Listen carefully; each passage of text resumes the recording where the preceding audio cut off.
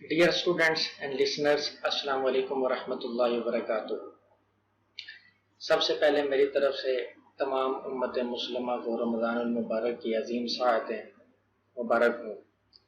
اور اللہ سے دعا کرتا ہوں کہ اللہ تعالیٰ ہمارے سمیت تمام مسلمانوں کو نماز، روزہ، زکوٰۃ کے ساتھ ساتھ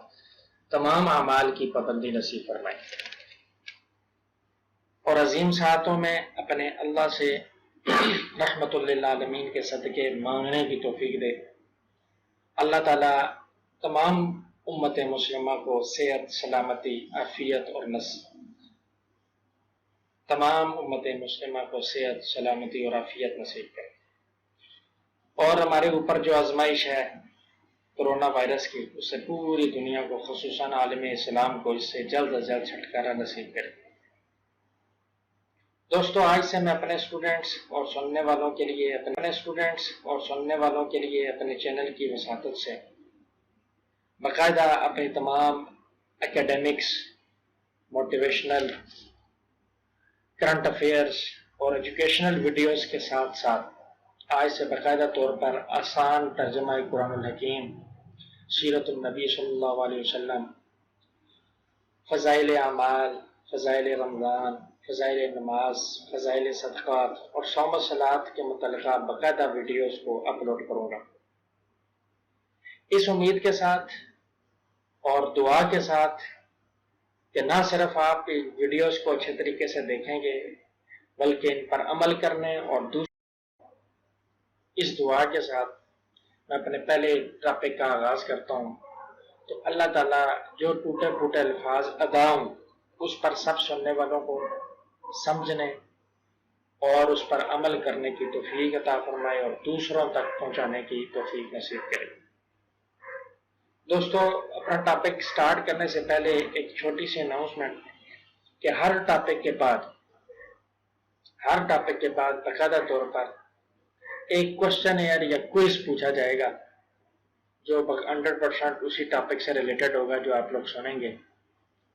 میں چاہوں گا اس میں آپ بڑھ چڑھ کر حصہ لیں، اور ان کوشچنس کے آنسرز کسی بھی صورت میں ہو سکتے ہیں، MCQs کی صورت میں ہو سکتے ہیں، شارٹ کوشچنس کی صورت میں ہو سکتے ہیں۔ میں چاہوں گا کہ آپ ان کے آنسرز باقاعدہ طور پر کمنٹ باکس میں کمنٹ کریں تاکہ مجھے بھی آپ کی پارٹیسپیشن کا پتہ چلے۔ اللہ تعالیٰ ہم سب کا باقاعدہ طور پر سٹارٹ لے۔ بسم اللہ الرحمن الرحیم، الحمدللہ وکفا وسلام علی عبادہ الذین اصطفیٰ۔ دوستو، سب سے پہلا ایک سوال ہے کہ وحی اور اس کی حقیقت کیا ہے؟ وحی اور اس کی حقیقت کیا ہے؟ قرآن کریم چونکہ سرور کائنات حضرت محمد صلی اللہ علیہ وسلم پر وحی کے ذریعے نازل کیا گیا، اس لیے سب سے پہلے وحی کے بارے میں چند ضروری باتیں سمجھ لینی چاہیے۔ سوال یہ ہے کہ وحی کی ضرورت کیوں پڑی؟ ہر مسلمان جانتا ہے کہ اللہ تعالیٰ نے انسان کو اس دنیا میں آزمائش کے لیے بھیجا ہے، اور اس کے ذمہ کچھ فرائض عائد کر کے پوری کائنات کو اس کی خدمت میں لگا دیا ہے۔ لہذا دنیا میں آنے کے بعد انسان کے لیے دو کام ناگزیر ہیں، ایک یہ کہ وہ کی ہوئی اشیاء سے ٹھیک ٹھیک کام لے، اور دوسرے یہ کہ اس کائنات کو استعمال کرتے ہوئے اللہ تعالیٰ کے احکام کو مد نظر رکھے اور کوئی ایسی حرکت نہ کرے جو اللہ تبارک و تعالیٰ کی مرضی کے خلاف ہو۔ ان دونوں کاموں کے لیے انسان کو علم کی ضرورت ہے، اس لیے جب تک اسے یہ معلوم نہ ہو کہ اس کائنات کی حقیقت کیا ہے، اس کی کون سی چیز کے کیا خواص ہیں، ان سے کس طرح فائدہ اٹھایا جا سکتا ہے، اس وقت تک وہ دنیا کی کوئی بھی چیز اپنے فائدے کے لیے استعمال نہیں کر سکتا، نیز جب تک اسے یہ معلوم نہ ہو کہ اللہ تعالیٰ کی مرضی کیا ہے، وہ کون سے کاموں کو پسند اور کن کاموں کو ناپسند فرماتا ہے، اس وقت تک اس کے لیے اللہ تعالیٰ کی مرضی کے مطابق زندگی گزارنا ممکن نہیں۔ چنانچہ اللہ تعالیٰ نے انسان کو پیدا کرنے کے ساتھ ساتھ تین چیزیں ایسی پیدا کی جن کے ذریعے اسے مذکورہ بالا باتوں کا علم حاصل ہوتا رہے۔ ایک انسان کے حواس یعنی کہ آنکھ، کان، منہ اور ہاتھ پاؤں، دوسرے عقل اور تیسری وحی۔ چنانچہ انسان کو بہت سی باتیں اپنے آواز کے ذریعے معلوم ہو جاتی ہیں، بہت سی باتیں عقل کے ذریعے، اور جو باتیں ان دونوں ذرائع سے معلوم نہیں ہو سکتی ان کا علم وحی کے ذریعے عطا کیا جاتا ہے۔ ڈیئر لسنرز، علم کے ان تین ذرائع میں ترتیب کچھ ایسی ہے کہ ہر ایک کی ایک خاص حد اور مخصوص دائرہ کار ہے جس کے آگے وہ کام نہیں دیتا۔ چنانچہ جو چیزیں انسان کو اپنے حواس سے معلوم ہو جاتی ہیں ان کا علم نری عقل سے نہیں ہو سکتا۔ مثلا ایک دیوار کو آنکھ سے دیکھ کر آپ کو یہ، لیکن اگر آپ اپنی آنکھوں کو بند کر کے صرف عقل کی مدد سے اس دیوار کا رنگ معلوم کرنا چاہیں تو یہ ناممکن ہے۔ اس طرح جن چیزوں کا علم عقل کے ذریعے حاصل ہوتا ہے وہ صرف حواس سے معلوم نہیں ہو سکتے۔ مثلا آپ صرف آنکھوں سے دیکھ کر یا ہاتھوں سے چھو کر یہ پتہ نہیں لگا سکتے کہ اس دیوار کے کسی انسان نے بنایا ہے، اس دیوار کو کسی انسان نے بنایا ہے، بلکہ اس نتیجے تک پہنچنے کے لیے عقل کی ضرورت ہے۔ غرض جہاں تک حواس خمسہ کام دیتے ہیں وہاں تک عقل کوئی رہنمائی نہیں کرتی، اور جہاں حواس خمسہ جواب دے دیتے ہیں وہیں سے عقل کا کام شروع ہوتا ہے۔ لیکن اس حقیقت کی رہنمائی بھی غیر محدود نہیں، یہ بھی ایک حد پر جا کر رک جاتی ہے،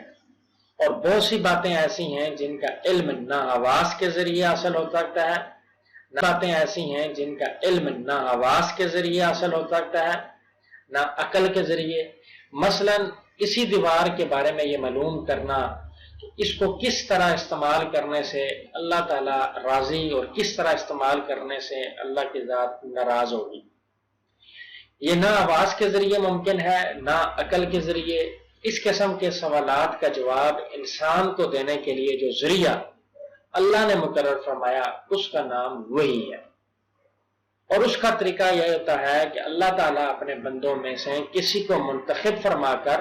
اسے اپنا پیغمبر قرار دے دیتے ہیں اور اس پر اپنا کلام نازل فرماتا ہے، اسی کلام کو وحی کہا جاتا ہے۔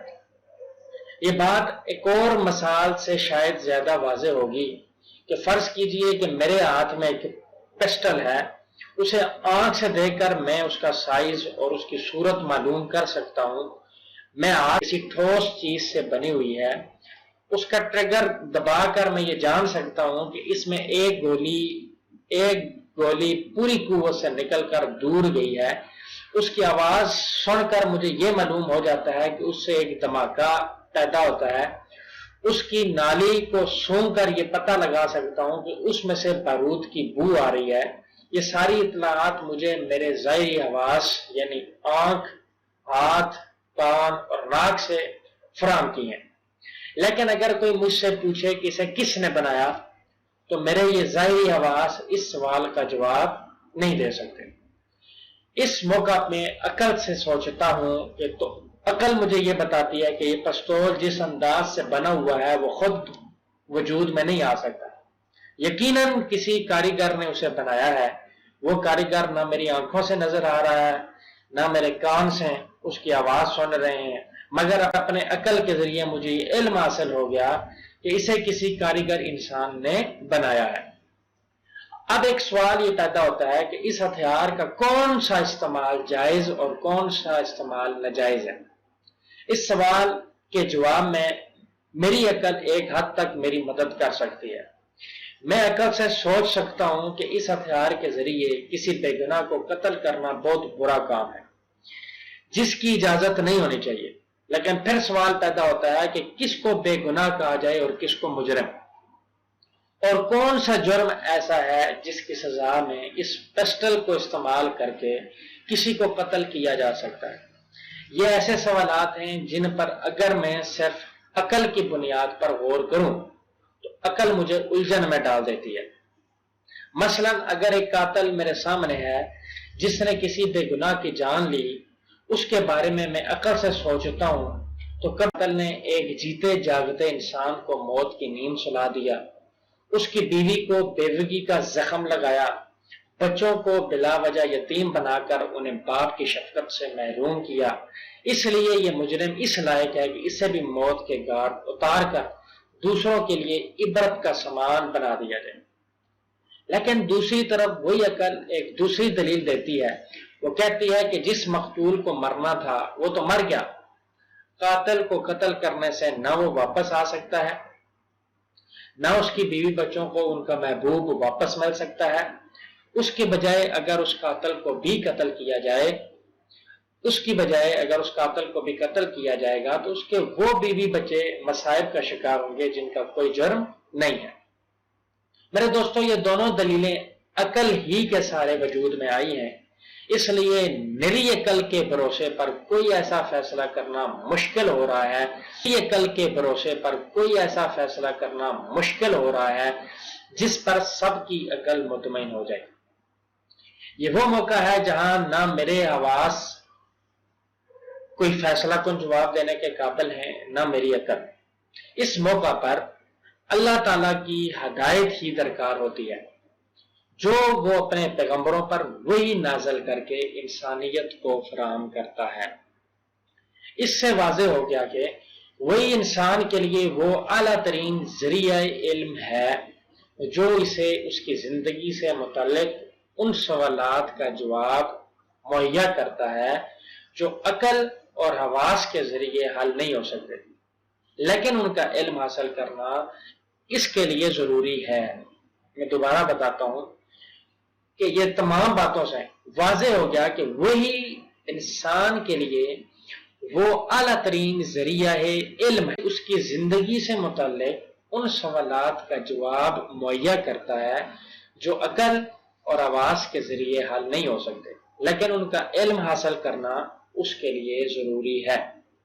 اس سے یہ بھی واضح ہو جاتا ہے کہ صرف عقل اور مشاہدہ انسان کی رہنمائی کے لیے کافی نہیں ہے، بلکہ اس کی ہدایت کے لیے وہی الہی ایک ناگزیر ضرورت ہے، اور چونکہ بنیادی طور پر وہی کی ضرورت پیش ہی اس جگہ آتی ہے جہاں عقل کام نہیں دیتی، اس لیے یہ ضروری نہیں کہ وہی کی ہر بات کا ادراک عقل سے ہی ہو، بلکہ جس طرح کسی چیز کا رنگ معلوم کرنا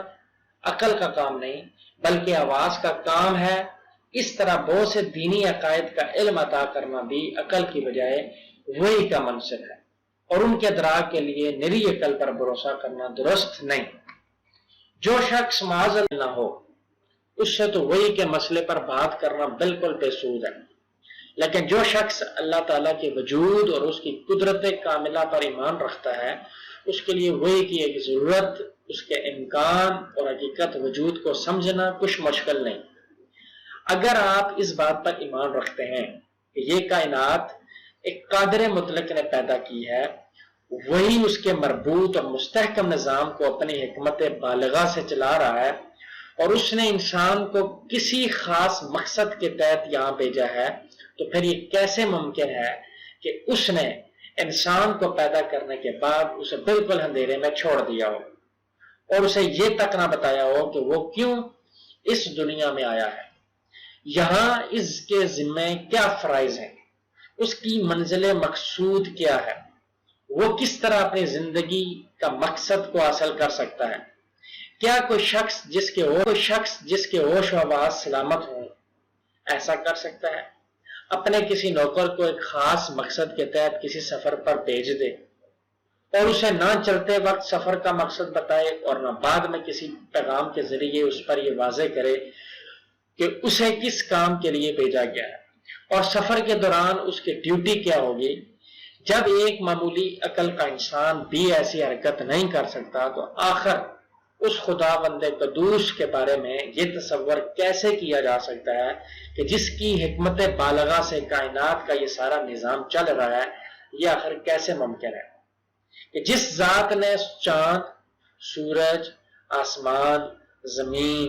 ستاروں اور سیاروں کا ایسا معیار المعقول نظام پیدا کیا ہو، وہ اپنے بندوں تک پیغام رسانی کا کوئی ایسا انتظام بھی نہ کر سکے جس کے ذریعے انسانوں کو ان کے مقصد زندگی سے متعلق ہدایات دی جا سکیں۔ اگر اللہ تعالیٰ کے حکمت بالغہ کا ایمان ہے تو پھر یہ بھی ماننا پڑے گا کہ اس نے اپنے بندوں کو اندھیرے میں نہیں چھوڑا، بلکہ ان کی رہنمائی کے لیے کوئی باقاعدہ نظام ضرور بنایا ہے۔ بس رہنمائی کی اسی باقاعدہ نظام کا نام وہی رسالت ہے۔ اس سے صاف واضح ہو جاتا ہے کہ وہی محض ایک دینی اعتقاد ہی نہیں بلکہ ایک عقلی ضرورت ہے، جس کا انکار در حقیقت اللہ تعالیٰ کی حکمت بالغہ کا انکار ہے۔ یہ وہی اللہ تعالیٰ نے ان ہزاروں پیغمبروں پر نازل فرمائی جنہوں نے اپنے اپنے زمانے میں لوگوں کی ہدایت کا سامان کیا، یہاں تک کہ حضور اقدس محمد صلی اللہ علیہ وسلم پر قرآن کریم قیامت تک آنے والے انسانوں کی رہنمائی کے لیے نازل فرمایا علیہ وسلم پر اس مقدس سلسلے کی تکمیل ہو گئی۔ اللہ تعالیٰ جو ہم نے سنا ہے اس پر عمل کرنے کی توفیق عطا فرمائے۔ اللہ تعالیٰ ہم سب کا عمل ناصر ہو۔